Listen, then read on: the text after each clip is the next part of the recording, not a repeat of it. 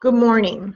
Okay, so this is behavioral neuroscience. Today we're going to do the grooves of the brain that are called the sulcus and the gyri. And I'm going to tie it in, of course, to metaphysical law, universal law, mythology, of course, and then I have a little bit of a grid for you, and I'm going to put it all in to the idea of we need to dethrone our parents. I'm going to talk about the life cycle for those of you who have children from 0 to death and exactly what happens in the body, in the psyche, through the process of the moment of conception all the way to death, which is how we're able to dethrone our parents and really fulfill our soul's purpose in this lifetime. That is probably one of the main questions I get in my practice. What's my purpose? What's my purpose? What's my purpose? Okay, so I'm going to address that today.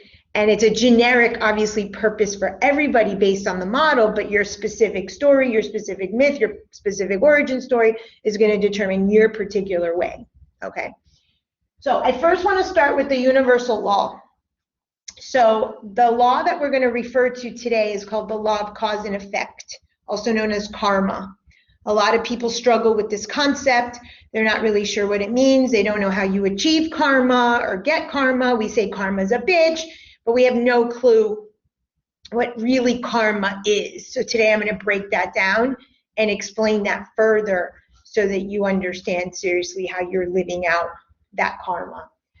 Karma, if you're into astrology, is ruled by Saturn, the planet Saturn. The planet Saturn in your chart, everybody has it, looks like an H. It's a cross with like a little downward hook. The cross means the cross we bear, okay? Saturn is the cross we bear. It's the karma that we came to work on in this lifetime. From 0 to 7, those skinny cows, you have a story around that story of your karma by sign and by house in the astrology chart. But if you don't know your chart, you don't want to know astrology, it's not a problem. Know that you were given sort of your karmic baggage at the moment of conception, and there's 3 levels of it. We'll go into it. Today's lecture in terms of brain is the meaning of the gyrus and the sulci in the brain, and of course expanded out to metaphysics and spirituality. And the mythology I'm going to focus on primarily is the mythology of the 3 fates. I'm going to tie it into the triple goddess. A lot of times in literature, the 3 fates are referred to as the triple goddess. I'm also going to tie in a little bit of Odysseus. I've mentioned Odysseus before about leaving to Trojan War, being gone 10 years and then coming back another 10 years home to see his wife and kid. So I'm going to tie a little bit of that in. Also with another myth called Sisyphus, Sisyphus was Odysseus's father, and I'll tie it all in to explain an example in literature of what I'm teaching today. So first, let's start with the fates. So the fates are also known as the Moirae. There are 3 sisters. One is called Clotho, one is called Lachesis, and the other called Atropos. One shows up, they say, about 3 days after you're conceived, and that's Clotho. Okay, so she is related to the past lives, if you believe in that, but if you don't, that's fine. She shows up at conception to sort of give you your destiny or the thread. So when I talk about thread mate or I talk about your conception story, Clotho is there at your parents' bedside giving you your conception story at that moment. She's shown in mythology with like a thread or a needle or weaving. And again, your entire story, tell me a story, every crisis you have, every pattern, anything that causes you discomfort, all of the archetypes in the game of life, everything leads back to that moment of conception, that thread, that was Clotho, okay? The second one is during pregnancy, is Lachesis, okay? Or not during pregnancy, I'm sorry, after birth, once you're born, okay? And Lachesis refers to this lifetime. She's known as the allotter. Think of thread or going to a fabric store and the lady is letting out fabric and fabric and fabric because you order 5. Have you ever gone to a fabric store? Is that so old? No. And I don't sew. What? Okay, so at Walmart. And you go and you tell the lady, I want 5 yards. And she flips it and she goes like this and she goes like this. That's the allotter. That's lachesis. That's this lifetime. Okay, so that's post-pregnancy, so to speak, all the way to death. And then at death, a tropos shows up and she's got the shears to cut the thread. It's done. You're on your deathbed. You're about to die. She cuts the silver cord. Hercules, they make a really funny little, the Disney one, they make a little version of the 3 fates. They share like one eye and they see the future and they're like over a steaming pot. It's kind of like that. They're like your destiny and your fate and they're like, you know? So these 3 fates, and listen to this, do not answer to the gods. They do not answer to the gods. Who are the gods? In your head. Oh, mother and father. The fates wipe themselves with your gods, your mother and father. Zeus, Hera, Aphrodite, they don't care. They supersede all of that. So that should tell you, A, how important this is, and this really is your life. Okay, super, super important. So the fates, the morae, as they're known, and think of the word morae. Like I think of morae and I think of muro. Muro's like a barricade. I think of muerte, which is death. Like that's what this is. It's like my limitations, my boundaries, these hurdles I have to cross, and then just to die. And those are words that describe Saturn. Saturn is your karma. Saturn is your death planet. Saturn rules adulting. Saturn rules the physical structure of the body. So again, energetically, it's all this limitation that happens as soon as we incarnate at the moment of conception. It also means make it right. People, karma is about making your shit right. People are not doing anything to you. You are not a victim. You have a history that Clotho came and said, here it is. And the grooves of your brain, the gyrus and the sulci, have a program of that destiny, of that karma, of those patterns, of what you've done in your past lives. You don't want to believe in past lives? Not a problem. You start your karmic baggage in this one from the moment of conception. Okay? So they're saying make it right.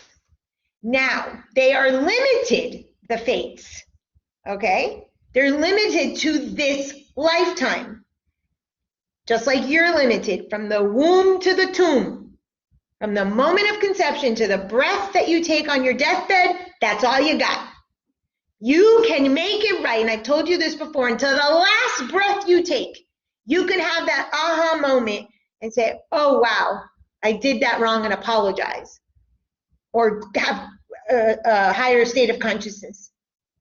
And that is going to shift what happens if you believe in the afterlife, what happens in your next incarnation or where you go after death.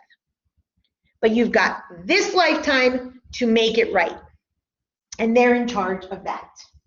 Your destiny, your fate, your morae, your karma, whatever you want to call it, is programmed in your brain, and the gyrus and the sulci are where it's stored.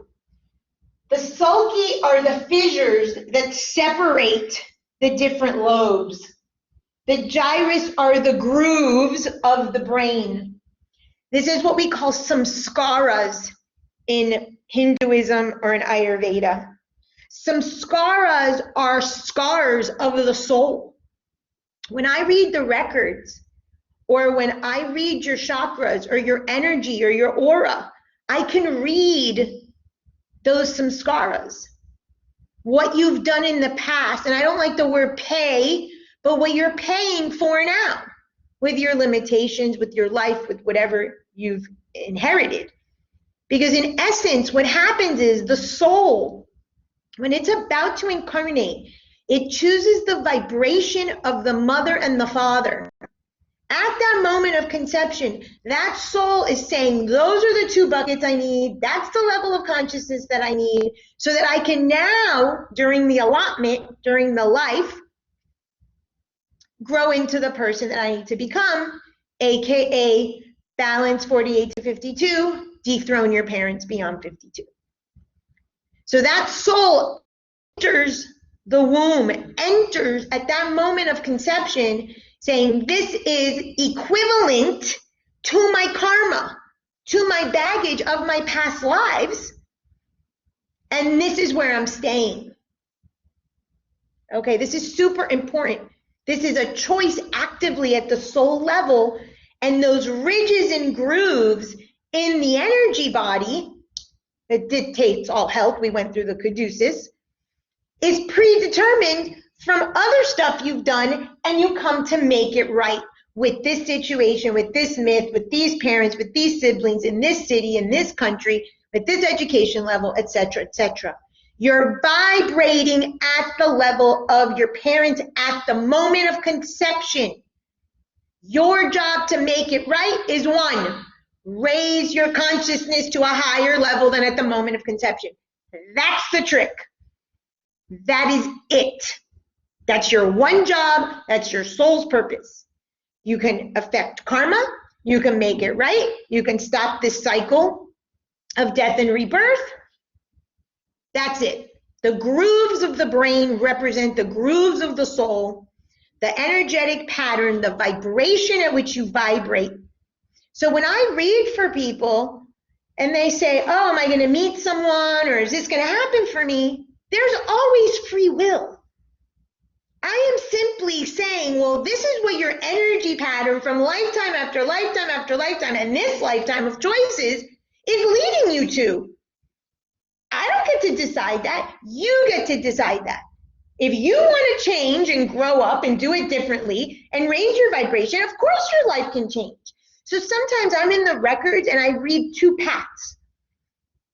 I'm like, okay, let's look at this path, this current path, and see where it leads you. And this is the path, if you change and do it differently, apply the tools, then this is what happens. And Edgar Cayce, who's like the father of the Akashic Records, has many cases, one very famous case of a little boy that he read for the parents. And he said, your child has 2 trajectories. This one, not so good. This one, if you educate him and discipline him. And they didn't, and the kid turned out exactly as Edgar Cayce had said. So it's not divination. That's why I say it's dialogue, not divination, because I'm simply reading what you have grooved in your energetic pattern that is now the grooves of your brain, which AKA is your thoughts and your level of vibration and your level of consciousness. I'm doing nothing but reiterating to you what your soul has done, choices you've made, choices you're beating yourself up for in this lifetime. Those are the ones you remember. That's why I said you don't have to believe in past lives. You've done enough in this lifetime to make it right. All of that is programmed in the sulcus and the gyrus of your brain. This is what all of that is in reference to. Okay. Okay, so the energetic patterns of the soul, these ridges, are the gyrus. Those are the grooves. This is where our values are held. Today we're going to do a little bit of value system, but next Thursday, the worksheets and stuff that are being put in the book will be what we're going to focus on, because you have to know your values. If you do not know your values, you do not know what you stand for, you feel you have no map of life and you're being held to these values that your parents gave you that you may not even agree with. That's the point of the 14 to 16. The movement from maiden to full moon. From 0 to 14, you're obligated, so to speak, karmically. The parents have an energetic field over you. They protect you. Their values are your values. Their karma is your karma. At 14, what happens developmentally in psychology? The child wants to hang out with their friends. The child wants to be at their friend's house. The other mother knows better. The other mother cooks better. And you're offended as a parent. This is supposed to happen. This is the first attempt at your child trying to dethrone you. It is too young. but they must be given some leeway, some cloth, an allotment of freedom and liberty there. If not, that will come to bite you parents back in the ass. Okay? That happens from 14 to 16. Again, AKA menstruation. This is not only women, but boys well. And you move into the full moon phase. That is the lachesis phase. That's when you spend your time trying to nurture others, get your needs met, having relationship, having sex, getting jobs. You're feeling like a victim. No one's loving you the way you need. And you're like, oh my God. At one point, at the end, that 48 to 52, because the 48 to 52 is here. 14 to 52. The tail end of that entire journey, which is Odysseus leaving to war, fighting the Trojan War, trying to come back home, all happens during that full moon phase. That's lachesis. That's all that cloth that the seamstress let out. Those are the grooves and the gyrus in the brain. What happens is, where our brain cavity, our cranial cavity is small. If you actually spread out the brain, you're going to see it's so much bigger than what should fit in the cranial cavity. So it's folded and folded and folded. It's just like letting out cloth, but you're compacting it. That's the same thing. All of your karma, all of the soul's history of millions and millions of years, I don't know, is compacted in this one cranial cavity, in this one lifetime, in this making it right. If you do it right, you can absolutely stop this nonsense of coming back, death, and rebirth. Okay? And then the waning moon is the crone. So again, AKA you've now menstrual cycle. This is what I call the beyond the 52. You've now gone home. You've realized I've wasted my lifetime trying to get other people to meet my needs. I want to assume my throne, my kingdom. Here it is. Your kingdom. You're the little dot in the center of the throne of the kingdom. And you somewhat achieve balance. In your return home, in this 48 to 52 sort of aha, a lot of things happen. You realize that you are indeed your parents, that what you were running away from at 14 that started all the way to 52 is always been in you. And if you move to Australia or you move to France, no matter what, your parents live in your head, that you took them with you and that you've been honoring them, their judgments and their values, whether you've known it or not. When Odysseus returns home, and I've told you about you can't separate the olive branch from the marital bed, it's an aha where he comes back to his wife and kid and is like, oh wow, I've been my mom and dad my whole life. That's when you integrate those parents. But there's a third step, which is doing it differently. That comes when you dethrone them, you do it differently beyond the 52. That's the crone, that's the waning phase of your life.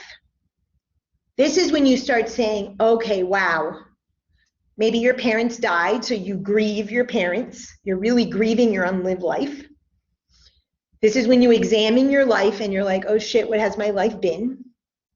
You usually start seeking spirituality. I'm going to tie that into the 3 major phases of life that happen astrologically. This happens to everybody, whether they know astrology or not. And that's when you start saying, maybe I'm more like my parents, but maybe I should do it differently. This is when really you start assuming your throne. There are 3 major phases that every single human being will go through energetically in their life. How you choose to live it out is your choice. Remember when I told you the Fibonacci spiral? You can have a tiny little fruit this big on your tree, or you can have a big ass fruit. That's your choice. The seed has already been planted at the moment of conception. If your parents were apple trees, do not expect to get pears. If your parents were mango trees, do not expect to get kumquats. You are your parents, and that is the only fruit that you can grow. In the 7 gates, I write about the acorn. The acorn already has all the information to become an oak tree in it. And if you don't know, when squirrels gather up acorns, they put them all over the place, but they don't find them all. When they go back to the places where they hid them, they only collect a part of them. The rest of them become the oak trees. You get to choose. Your information is already in your brain, is already in your soul pattern, in your energy field, in your Akashic records, in your aura. You get to decide, do you want to stay an acorn, or what middle point of acorn is, or do you want to be an oak tree? That's your free will. That's raising your consciousness. Nobody can tell you that.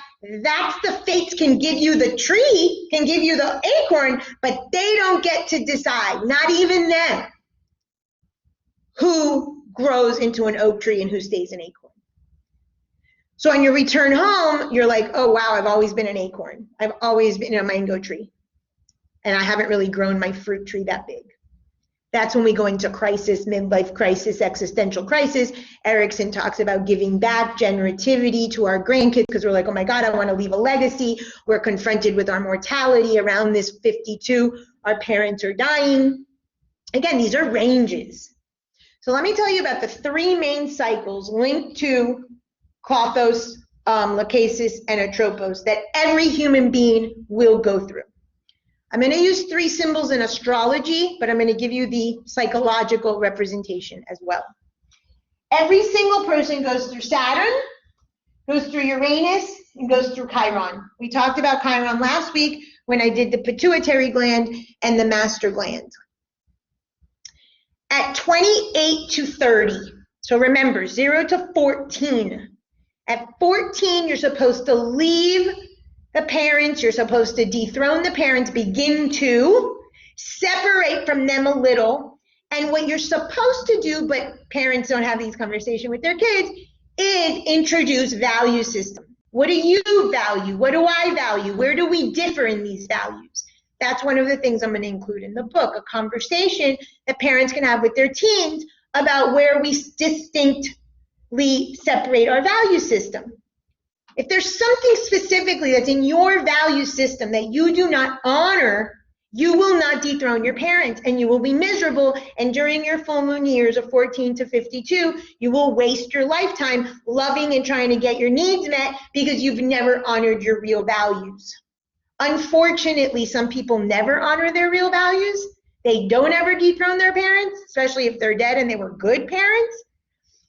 But if you're going to do it, most people will question their values after 52, maybe between the 48 to 52, but beyond 52, that's part of what occurs in the process. So at 14 years later is 28. Remember I told you from 0 to 14, you have the pendulum swing. From 14 to 28, you have a full circle. That was in the class with neutralizers and the Enneagram and the family cycle and all the years. At 28, you come full circle, and at this point, you have gotten the cross you bear. A child, a wife, a husband, a profession, a mortgage, some level of adulting, prefrontal cortex, executive function. I told you that was a brain development that happened around those years, so it happens mind, body, spirit. You take on some charge, some sort of cross that you have to bear, the 30-year mortgage, okay? That kind of thing. That's where that comes from. These things are not accidental. 28, men and women start getting antsy, I want to get married.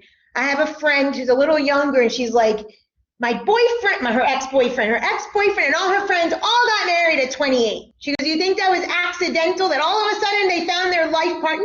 No, it's energetic. This is a cycle we're all in, and that's what we do. We get married, we buy a house, we have kids. Not to say that you can't do this earlier. Obviously, everybody isn't. But that's what happens about 28 to 30. So when I teach my consciousness class and I start teaching how to listen and live symbolically, this is one of the things I said.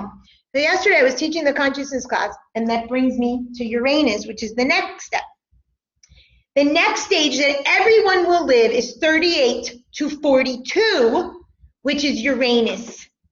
So my client is telling me a story about, someone she's counseling, and the girl keeps talking about being detained and being detained. Detained is a word of Saturn. The cross, the limits, the judgments, the cross I bear, the mortgage, the responsibility, the rules. And this girl says, I don't want to be detained. I don't want to be detained. That is a Uranus language. So I already knew. So I said, how old was she? She's like, oh, she's 40, of course. Because between 38 and 42, you will have what's called a Uranus transit. Again, does not matter if you need to know astrology or not, where you will seek liberty, freedom. This is called AKA blowing up your life unnecessarily. Divorcing your spouse, running away from your children, not paying a mortgage, selling everything off and moving to Bali is not freedom. Where does freedom live? In your subconscious, back here, where mom and dad are the king and queen of the throne. And what did I tell you last week? The sixth chakra has two petals, mom and dad. It looks like a spaceship. Future lecture when I understand the spaceship symbology. I haven't gotten there yet. So maybe that's a download. Okay? So that is true freedom. This is a time where people do tend to expand their mind. This is a time where I get a lot of clients because they're seeking spirituality. Not really so much spirituality. They might want to take a class. They want the knowledge. They don't necessarily have the wisdom of the heart application, and I'll get to that in a minute. But you do try to expand your mind. If you remember, Athena was birthed out of Zeus, and boom, Hephaestos, spirituality, cracked her head open, or the helmet open so she could be birthed. So a lot of times people want to seek freedom, but freedom is not leaving your responsibilities. Freedom is dethroning your parents. It's a little too early to dethrone your parents. You're still away at war. It still falls in between the Odyssey that you've left home. You haven't returned home yet in the crone. You're not 52 or 48 to 52, but you're getting closer. So you're starting to get antsy. What is this all about? What are the heavens about? Expansion of thought. Again, the grooves. Maybe you start shifting your consciousness. I see this with clients. They start reading about frequency and vibration, and they hook up a machine, and they get the waves, and they learn about yoga and meditation, and they're all enlightened nonsense. But they're trying, okay? So everybody gets their chance, okay? It's not true. It's a bit of false freedom, but you're trying, so let's give credit. At 48 to 52, and of course, beyond, I talked to you last week about the pituitary gland. I won't repeat, but Chiron, which is our animal nature. Remember, he's half animal, half human. Our animal nature is our centaur. In mythology, they were rapists and they were alcoholics. That's symbolic for low-level consciousness. Where in your life are you a rapist or an alcoholic? Again, it's a metaphor. Where are you a victim? Where are you a rescuer? Where are you an innocent and don't want to grow up? Where are you a perpetrator and taking someone's power in the guise of I'm helping, helping, helping? You know my opinion about selfish versus self. Okay, that's your low-level consciousness that you got in your bucket at the moment of conception that Clotho has here. You, at 48 to 52, when Chiron goes completely full circle, you have a typical nervous breakdown. There tends to be a death. There tends to be an existential crisis. This is the real one, not the Uranus one that I want to have all spirit and pendulums and teas and Buddha. Okay, that's all great. Uranus rules the Akashic records. I get a lot of people that time trying to learn, but that is not full circle, real spirituality, which is really just making it right, raising your consciousness, honoring your purpose, which is to live your life and not your parents' lives. That usually doesn't come till later, okay? So at 48 to 52, Chiron comes full circle. You start questioning your life. Where have I been an animal or a centaur? And then you want to find a teacher, find a guru. Chiron was the teacher to the gods. You know my opinions about that. And of course, you realize that you are the master, AKA the pituitary, AKA the seventh chakra, where you have to transcend mom and dad on the kingdom and become your own king or queen of your own throne. Does that make sense? Yes. What about like in between, like 31 to 37 and 43 to 40? You're continuing the Saturn, you're continuing the Uranus, and you're continuing the Chiron in those phases. So up at the moment of conception all the way to 30, you're in a Saturn phase, but astrologically, it's a great question, it's solidified. But remember, at the moment of conception, you got your chart. 0 to 7, you lived out your first crisis, your first skinny cow. That skinny cow happens every 7 years. At 28 to 30, which is a full revolution, now it's yours. You think it's different, but you could tie it back to your 0 to 7. It's the one thread that you got at conception. Mine is in the 7th house. It has to do with marriage. What the hell my parents were going through at the time, I have no clue, but it couldn't have been any good.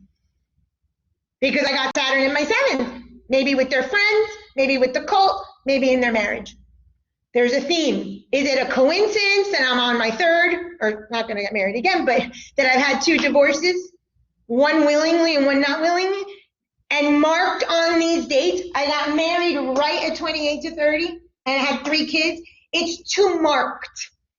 If you start listening to movies, you're going to hear at 7 years old, 7 years of marriage, 14. These writers know these cycles. You don't need to know astrology. The planetary cycles, this is how it works. So that you're carrying.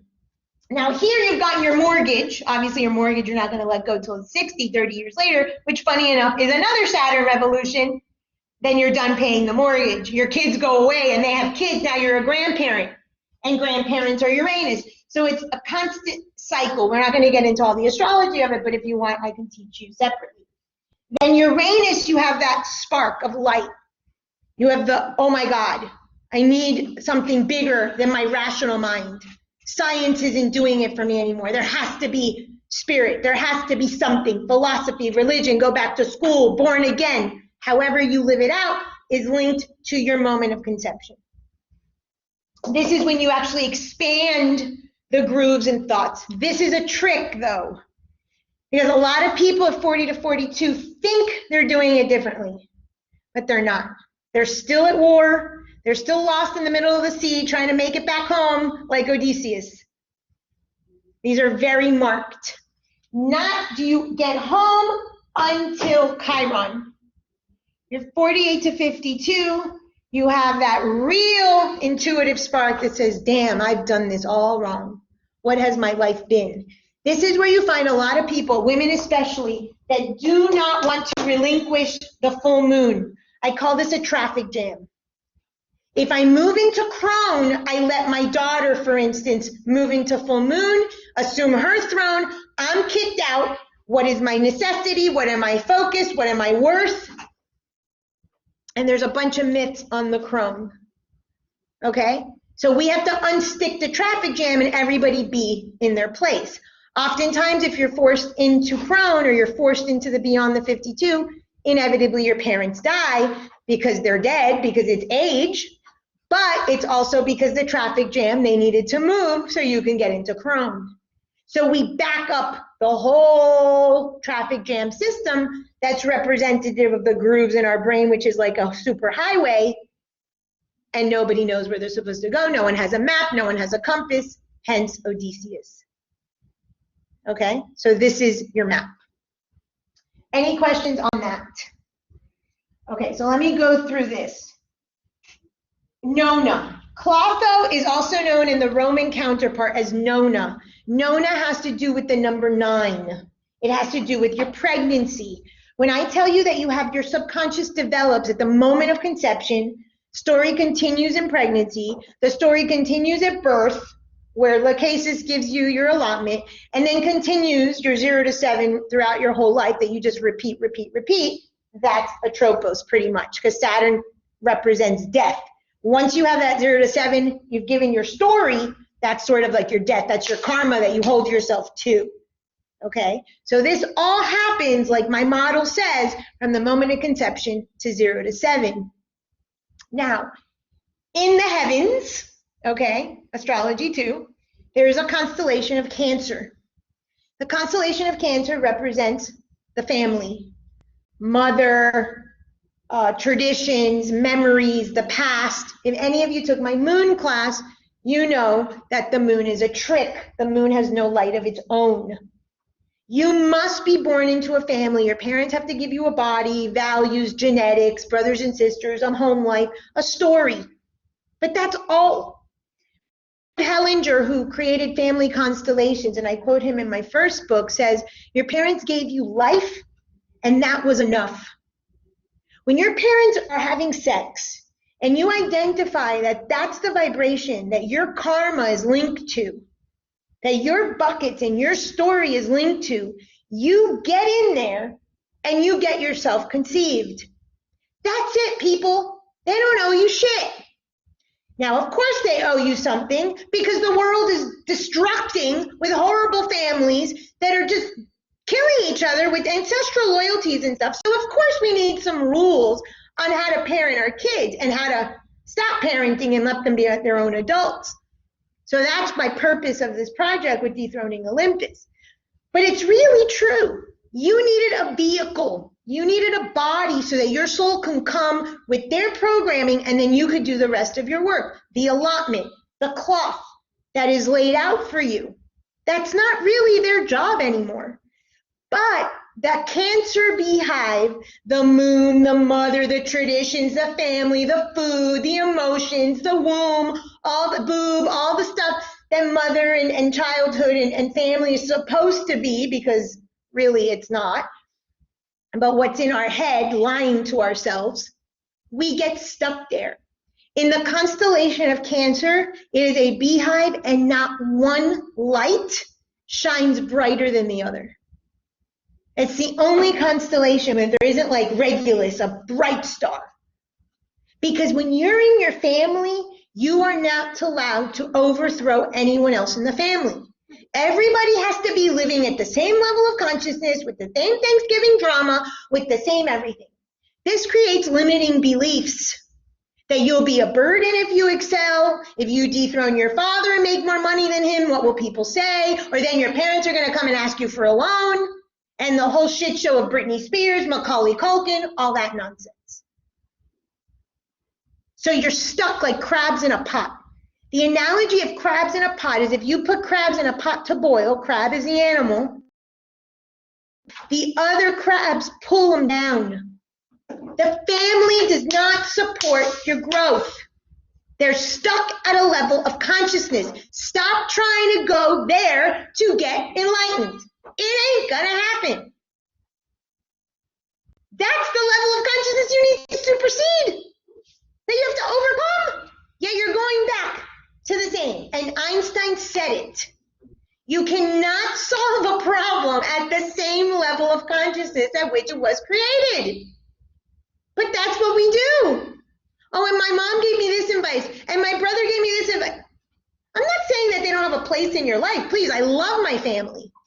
But you gotta dethrone who you gotta dethrone. It's your soul, it's your allotment, it's your life. You gotta make it right. And guess what? 8 cycles later, you're never gonna see these people again. They're just gonna be souls, and you're gonna be incarnated into some other family. What is this nonsense? That we give our life over to people and never own our own life, and then boo-hoo-hoo cry about it. Absolutely not. So, where was I? Nona, the 9 months pregnancy, I told you she shows up right at conception, but she's sort of weaving it through the conception and the pregnancy story. Lachesis, her Roman counterpart, means decima. Decima is the 10th. Okay? Couple meanings here. In astrology, what else means the 10th that I taught you? And we did it in the element class. The decanats. Just because you're a Pisces doesn't mean every Pisces is the same. I'm a Pisces Scorpio. You're an Aries what? Leo, I think, or Sag. So that's the decima. Your difference, why your soul is yours, why you are you, and you're not like every other person. Yes, you've got the same psychological organs, the same physical organs, a mother and a father. Yes, there's certain things that are the same, but your decima, your allotment, your grooves are different because you've had different lifetimes with other people, with different stories and different vibrations. So we've got specificity that's personal to us. Not that much, but we're going to live out the life, lachesis, as club. Everybody's giving club. I might make trousers, you might make a pantsuit, he might make a headband, Emmanuel might make a dress for his girlfriend and the dog. Who knows? Because that's all about Archie now.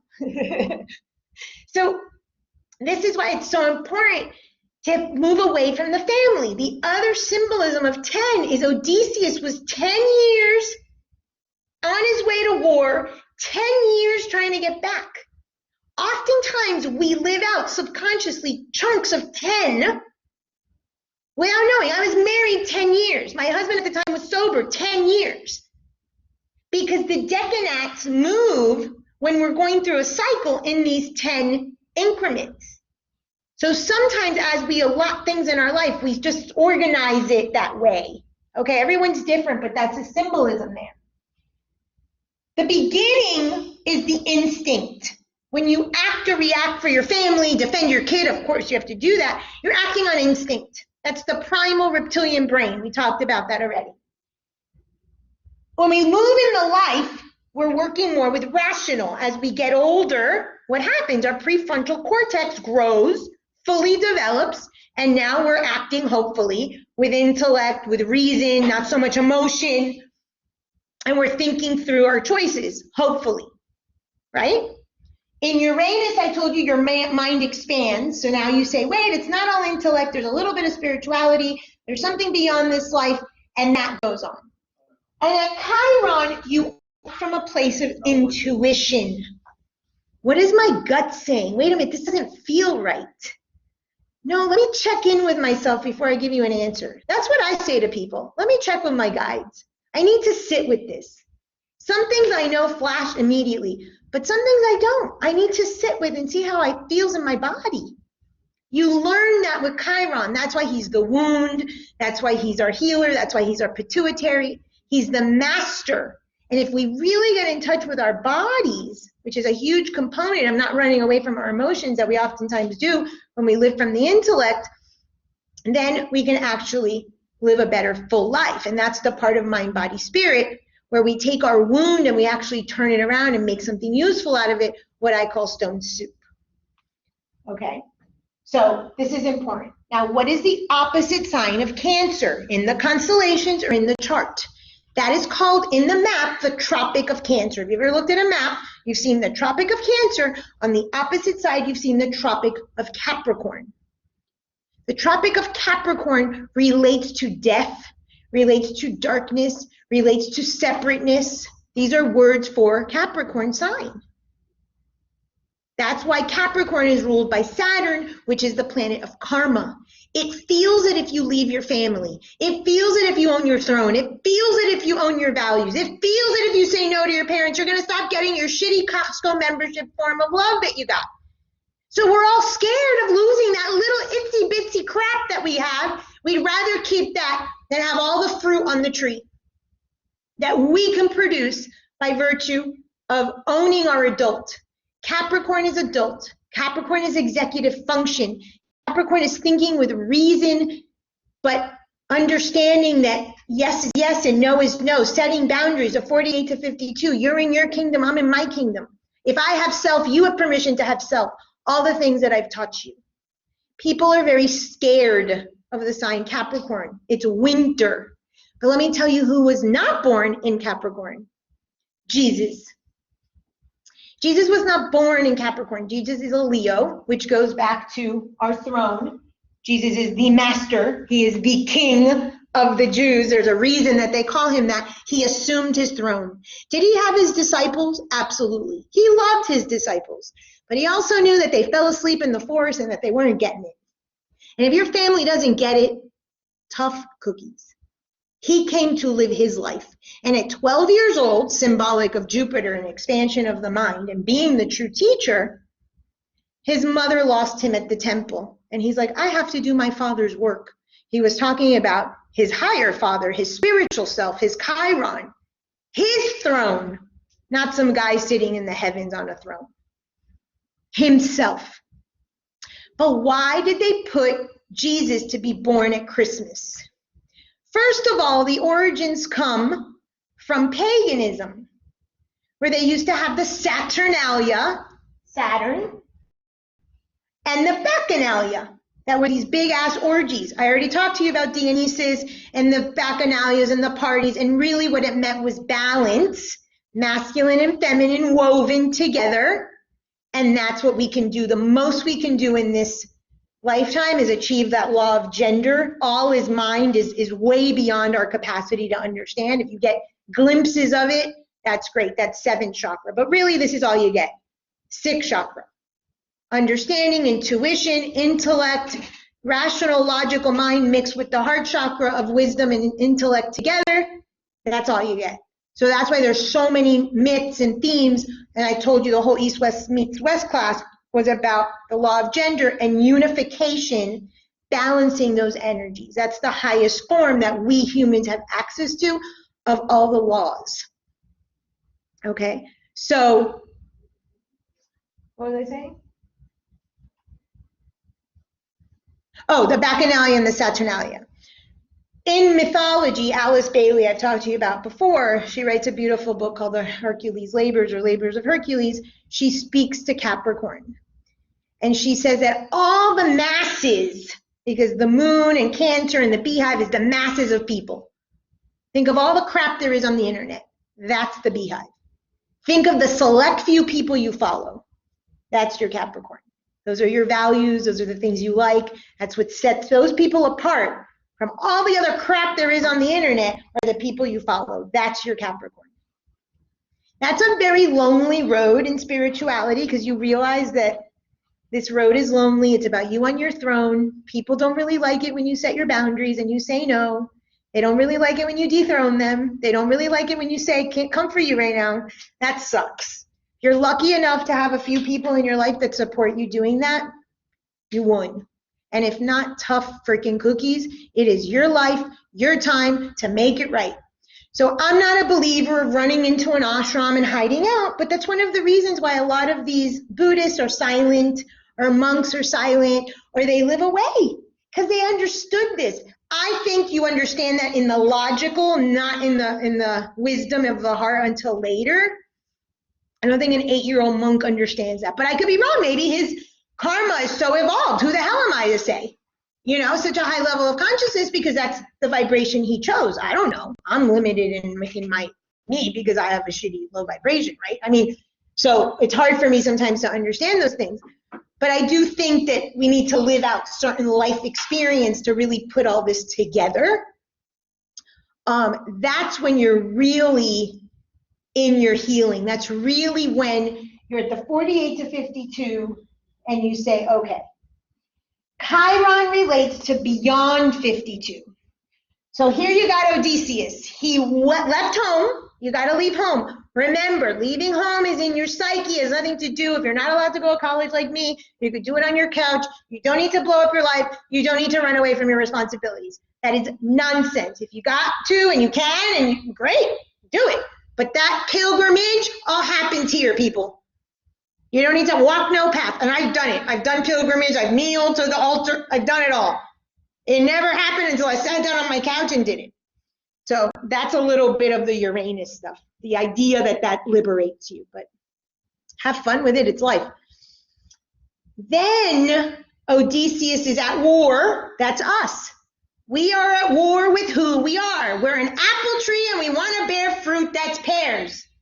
Damn it, damn it, damn it. I won't be my mother. I'll turn into a man. I'll be the provider. I won't honor you. I won't integrate you. I hate you.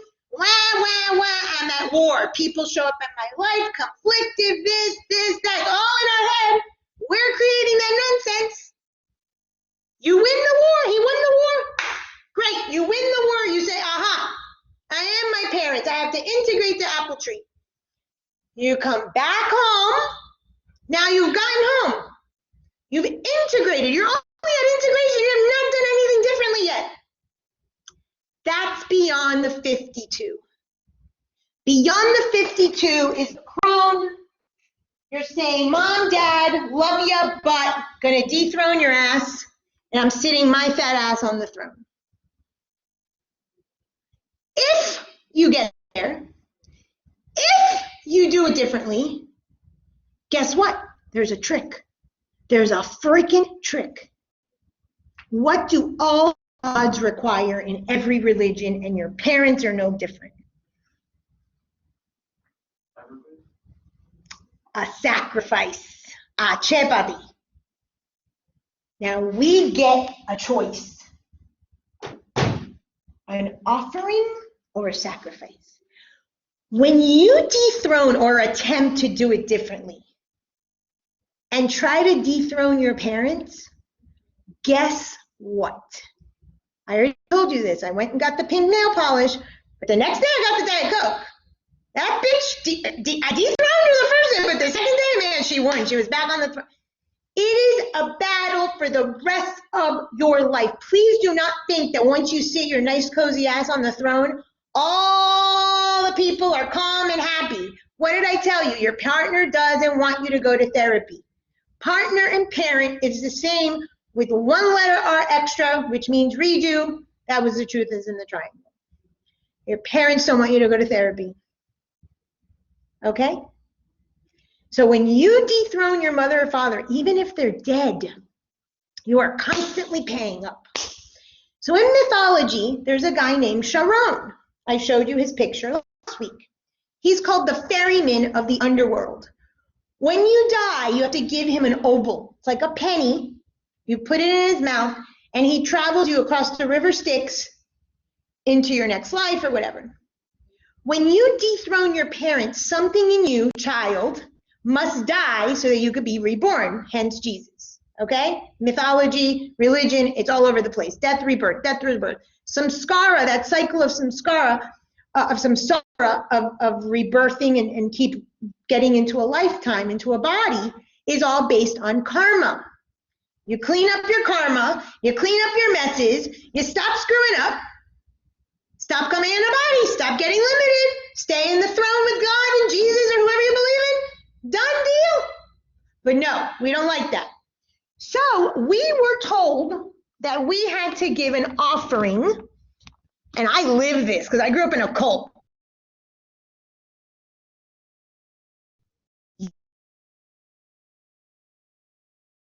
Eat a decorate the fucking cake. But I grew up with this shit. You would have some cleansing at the cult and you had to pay a dime. Thank God it was just a dime. Some people had to pay hundreds and hundreds because of course the cult leader was a thief.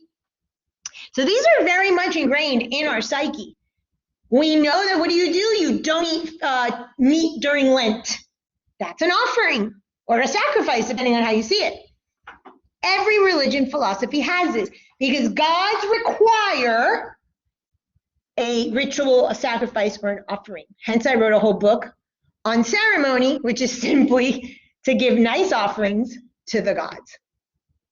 So when you dethrone your parents or say, maybe I've come full circle, I'm Chiron, I realize I'm the master, I'm going to own my wound, my parents gave me a body and that was enough, I'm going to live my life, I'm going to do something for the rest of my life and live my soul's purpose, you will punish yourself. And every time that you dethrone your mother or your father, depending on the unintegrated parent, you are going to give an offering or a sacrifice. Don't make it more than a damn obol. That is all that the myths say. Look at me. I sacrifice my health, my body, my boobs, my hair, my home, my marriage, my money, my faith. That was too big of a freaking sacrifice, people. I had a client the other day, my husband doesn't love me. Bullshit. Bullshit. She's at the 42. She wants to blow up her life, be free. I said, you have a good man.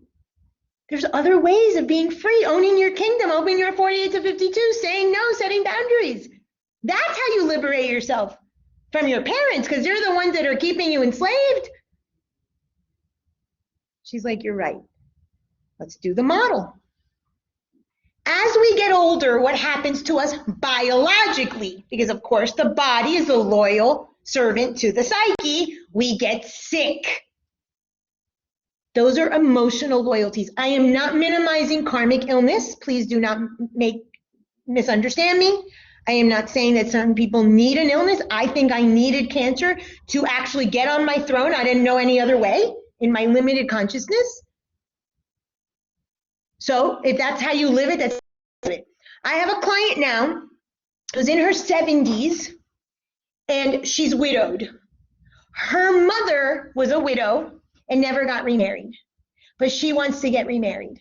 That's trying to do it differently. So what does she do? She pees herself in the bed. Because if I'm peeing myself in the bed every day, I'm not going to bring a man to my bed. That's a way to say, Mom, I'm not going to dethrone you. And it turned out that her mother also had bladder issues. So it's an emotional loyalty from the organ, and bladder is simply fear. Urine is only fear. That's all that means. When you have a client that shows up to your office and they say, I need to use the bathroom, it's fear. Fear of what they're going to discover, fear of hearing the truth. That's fear. She's older. She has bladder urinary incontinence, very common. But that's the thing. Oh, it's normal. She's in her 70s. This is what should happen. My mother had it. Genetics. No. These are emotional loyalties. That is the way you sacrifice your life to dethrone your parents, to have your own life, your purpose. And so when we understood this, she stopped. All of a sudden, she got a surgery, a controlled the incontinence. She's doing great. Now she's dating. So you have to give an offering. Your mom liked cookies? Eat a cookie. My mom liked M&Ms. My mom liked Coke. That's why I have a Diet Coke. That's my unhealthy, I call it my self-destructive offering to her. And I enjoy it, and one every couple months isn't going to kill me. You know, that's also 48 to 52, a little bit of the balance. At the Beyond the 52, and I don't know who went to the moon class, the moon phase you are born into actually dictates what your 48 to 52 is. Not everybody is supposed to be equanimous or equal or so balanced or so ohm. If you have a lot of fire, you're going to be a little bit more fiery. So your 48 to 52 might be in a really leader way, and you're going to be more at the 0 to 10, let's say. Maybe if you're an older soul, you're on your 8th lifetime, your balsamic moon, then you might be a little calmer, and you step back, and your 48 to 52 is really closer to 80. That's only on the return home, only if you dethrone your parents, only if you figure it out, and then that's the last sort of clincher. Rarely do we get there. So let me make sure I covered everything. Oh, Sisyphus and Odysseus. I love this when I got this information, okay? I was on the drive here this morning. My guides are like, Sisyphus, Morona, I think it's Merope, and Odysseus. I was like, oh my God. So Odysseus is the subject of the Odyssey, which is the biggest sort of book in mythology, right? The Iliad and the Odyssey. And he is the warrior that goes to war, wins, and comes back. So he's the one we're following with the fates, with the triple goddess, with the child, teenager, adult, everything. What happens to Odysseus? Odysseus's father was Sisyphus. Sisyphus is the guy that's stuck on the mountain carrying the boulder, and then the boulder comes coming down, and he carries it up, and it comes down, and he carries it up, and it comes down. If you've ever seen that, there's memes on that. That's a famous character from mythology called Sisyphus. Why was he punished to that life the rest of his life? Because he cheated death twice. He tried cheating Saturn, he tried cheating Uranus, but ain't nobody cheating Chiron. Chiron can be illness, Chiron can be your wound, Chiron could be a death, Chiron could be an existential crisis, Chiron can be you stay stuck in your story for the rest of her life. That's nothing worse than that. You're not making anything right with that. So Sisyphus tried cheating death twice, was punished. What did Odysseus do? Odysseus ran away to war thinking that he was no different than his father. He went, he fought, he left home physically. He said, I don't want to be you. He was gone from his family. He punished himself. The sacrifice was too great. He didn't see his kid Telemachus grow up. He missed 20 years out with his wife. And then on the return home, he finally integrated dad and said, oh, I'm just like you, because he's very connected to Odysseus. And he owned it. So he made right, raised the vibration of his dad, and didn't, so to speak, get stuck with this vicious cycle his whole life. Now, what did Sisyphus do? Sisyphus told his wife Merope to not bury his body when he died. You have to bury your body. When you don't, quote unquote, bury your body, you're saying, I'm going to live forever. I'm beyond this lifetime. The body represents limitation. It's all the values that we need to bury in order to move into our next lifetime. So he was punished. He refused to give the gods a sacrifice, and he was punished. If you don't pay up when you dethrone, you're going to give yourself an even bigger sacrifice, because your parents, quote unquote, are going to come back in full vengeance, and you're not just going to have a Diet Coke. I'll get to you in a second, Victor. I had a client this week. She's getting engaged. I had given her a reading a few months ago, and I said, you know, this guy needs some work. So we did the truth is in the triangle. They did their negotiations, their thread, their and it'd be great. He proposes. Her family, of course, backlash. Don't leave the hive, don't leave the hive. When I started looking at it, she starts telling me that she's going to lose her alimony from her first husband. She makes hundreds of thousands of dollars. She is marrying a guy who has an addiction issue. She has put him in the role of child, and her son, she's now put in the role of adult. So she's sacrificing her kid, her money, her family relationships, and I said, whoa, this is way too big of a sacrifice. So when you don't do your work, when you don't honor that you are indeed, and it's the continuation of you're constantly integrating, you're constantly doing it differently, you're constantly in this thought process. Remember, it's the master gland, it's the pituitary. Your pituitary one day can't decide to not work. What would happen? You think your subconscious is different? So if you're constantly dethroning your parents, you're constantly giving an offering, and if you don't pay up, you, because you are programmed to self-destruct because of low vibration, because you are a centaur, Chiron, the animal nature, to blow up your life. And then you say, oh, I made a bad choice. Oh, no one told me. Oh, I married for love. Nonsense. Go to the thread, go to the rules, go to the non-negotiables. You won't mess that up. But that's too much adulting, and people don't want to adult. No one wants to adult.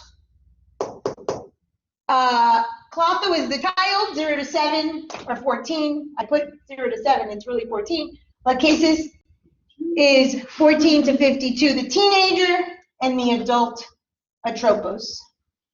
Clotho means that word, meaning your destiny, your karma that you bring from another lifetime. This life is Lachesis, that is the karma you build in this lifetime, because in every lifetime you might burn karma, but you create new karma. And Atropos is that are to be, what you're going to then pay up in your next lifetime. In the Vedas, there are 3 karmas. Sanchita karma, what you come into this lifetime with. Prarabdha karma, accumulation in this lifetime of stuff you did. And in your next lifetime, agami karma. I think I went through all of that. You had a question, Victor? Yeah, I was going to say, so how does it work if you get cremated? You have to use on that to move on to the next life. Yeah, the soul and the body have nothing to do. You're going to get cremated. It doesn't mean that you have to bury. It's not a literal bury. That's a good question. It's not a literal bury. I'm sorry. Good question. No, it's not literal. Basically, he didn't want his flesh which has to be given back to the earth somehow, ashes or whatever, ashes to ashes, dust to dust, that's in the Bible. You have to give that back. There's a famous scene in the Bible with Jesus and the Roman soldiers, and the Roman soldier accuses Jesus of not wanting the people to pay taxes. And he says, give Caesar's what is Caesar's and give God's what is God's. You have a spirit that you have to honor with these dethroning, but you also have to pay your bills and your mortgage and raise your kid and eat food. That's your Saturn. No one is saying to not honor your body and your responsibilities. But at the end of the day, the body dies. The karma stays, whether you cremate or you bury yourself. But he was trying to defy it. He was trying to cheat death. Yeah, he had cheated it twice. That's what he thought. When you don't look at your shit every 7 years, your skinny cows, and you put that shit under the rug, the amount of shit you have at the 30-year mark or the 60-year mark is so much. There's a famous myth called the Augean stables, where Hercules has to go to these stables, and there's 30 years of shit piled up from the horses that the king never cleaned. That's what we do. We think we're cheating death. We think by not doing our work. Hell no. And let me tell you, you may not get it in this lifetime, but it's waiting for you in the next one, if you believe that. If you don't, lucky you. Okay, let me just make sure I said everything. Okay, any questions? Because I want to wrap up. I've got about 30 minutes with values. Okay, so what is happening? At the end of the day, all of these stories, all of these myths, all of these metaphors are for one freaking thing. On Thursday, I'm going to bring you some week worksheets and we'll do that. But let's have a little bit of a conversation. At first, what happens at the moment of conception, I tell you, you get your body, you get your family, you get your story. What you're really getting is your value system. Are you Republican? Are you Democrat? Are you racist? Is money your God? All that stuff. Most people do not even know what their values are. That's it. That's the crux of all this. The grooves of the brain, that's all it has to do with your values. Your Saturn on your chart, your karma, what makes you adult, is that you have to question what values you have on that side of your chart. So if you're looking at astrology, it's easy. That's going to be an area that you differ from your parents. Okay, so that's a really easy sort of quick map to know. So I have some questions. What values were emphasized? What were you rewarded for? And what were you punished for? These grooves in the brain are hard to change. Anyone ever show up at their house after they've driven and they're like, oh my God, how did I get here? You are on autopilot. You are on autopilot from a low level of consciousness from the moment that you were conceived. And you're doing it remotely without even knowing, without questioning.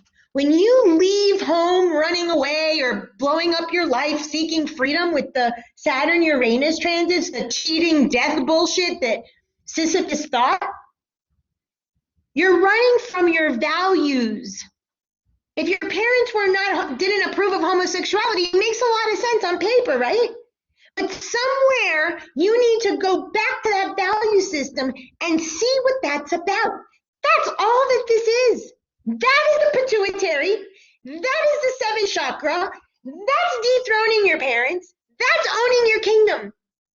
You do not move away from your parents' value system, people. It is so teeny tiny, the amount of change that you're going to be from your parents. So my mother was not honest. My dad was a hustler. So dishonesty is a thread in my buckets that I have an issue with. So what did I do? I became an excessive truth teller, but almost to my detriment. I say everything, which is fine. I don't mind talking and sharing and telling my truths and being authentic. I pride myself on that. But at 0 to 100, there are certain things that are private. Certain things with my children and my partner are private. That's the 48 to 52. I'm a new crescent moon, so my my 48 to 52, so to speak, when you return home, the Beyond the 52 is a little to the left. I'm not going to be super, I'm going to tend more to talking in truth. That's the way that I take my parents' values and I make them my own. I grew up in a cult. My life looks a lot like the cult leaders. People coming in and out, calling for advice, but hell are we different. I'm not duping anyone. So I used truth with my story, with my buckets, and I made it my own. That's how much you're going to dethrone your parents. It's not that much. It's an apple orchard. There's an apples tree right next to yours, people. It ain't that big of a shift. You're creating war, leaving home, blowing up your life, having shit relationships, bankruptcy, illnesses, all to move this much on a game board. This much. Ask yourself what your values are. What did your parents reward you for? What did they punish you for? That's going to be a really good sort of indicator of what those are. Thursday, I have some value worksheets where you're going to identify your parents' values versus yours. I tell clients to do 7, like when we did kids. There might be 1 or 2 that are different. We don't vary that much. But in that little shift, that's your 48 to 52. That's you're doing it differently. That teeny tiny shift of value owns your throne, owns your kingdom, restores order in your life, burns karma, stops the cycle, and you own your life. That's how you own your story. Does this make sense? Does this wrap it all up? Any questions? Okay, I'm going to take attendance. Let me stop recording.